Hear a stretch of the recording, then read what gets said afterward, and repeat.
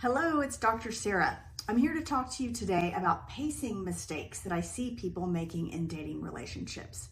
The top 5 pacing mistakes I see are these. Number 1, not being authentic. You've heard me say this over and over again. Authenticity is your key to finding the right dating relationship. If you're not being yourself, you're not going to end up finding a good match. So how does this affect pacing? If you go on a date with someone and you really enjoyed it and you want to text them right away, but you're holding off because you're being gamey, this is a mistake. If you really are thinking about the person and want to contact them, reach out. Don't hold out. By contrast, if you are not feeling it, but you feel like you should contact them, this is also not being authentic. So the key here is listening to your gut and doing what you feel is best in your heart and acting on that. The second pacing mistake I see people make in dating relationships is being overly eager. You like this person, you're thinking about them all the time, and you're trying to keep a constant stream of text messages or calls going. You're texting them numerous times a day right at the beginning. This is a mistake. You want to save a little bit of something to talk about on your next date.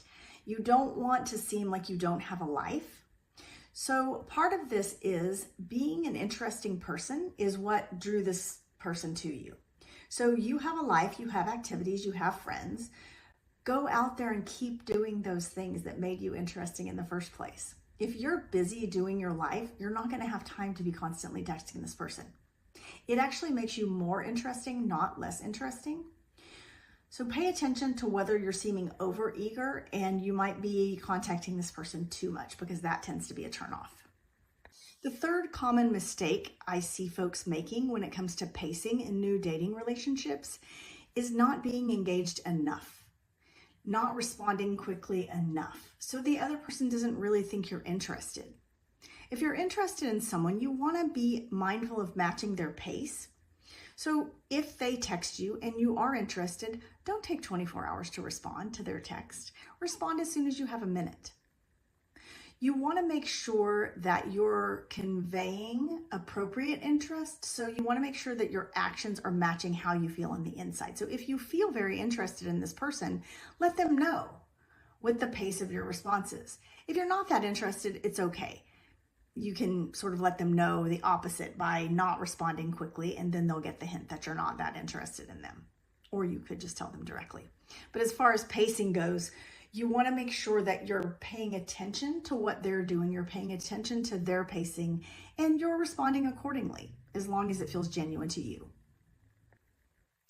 Another common pacing mistake I see is inconsistency. If you text someone a lot on one day and then you're MIA the second day, it confuses them. They don't know what to think.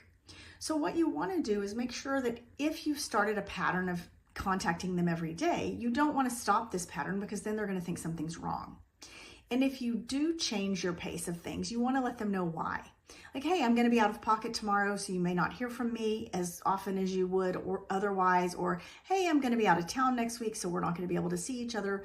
But if you start a pattern of talking to someone frequently, and then all of a sudden you drop off the map, they're going to assume that you've lost interest.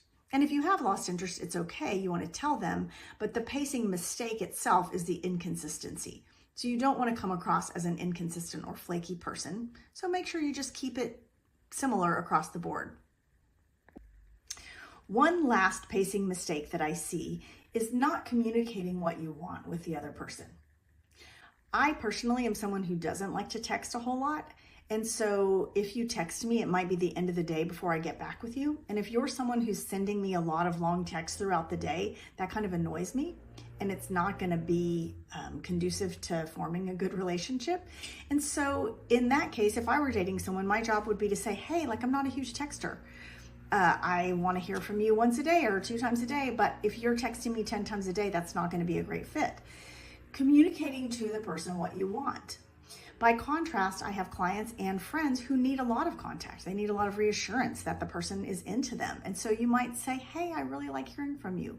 I really love getting a good morning text from you, or I really love knowing about your day, or you checking in with me when you have a break from work.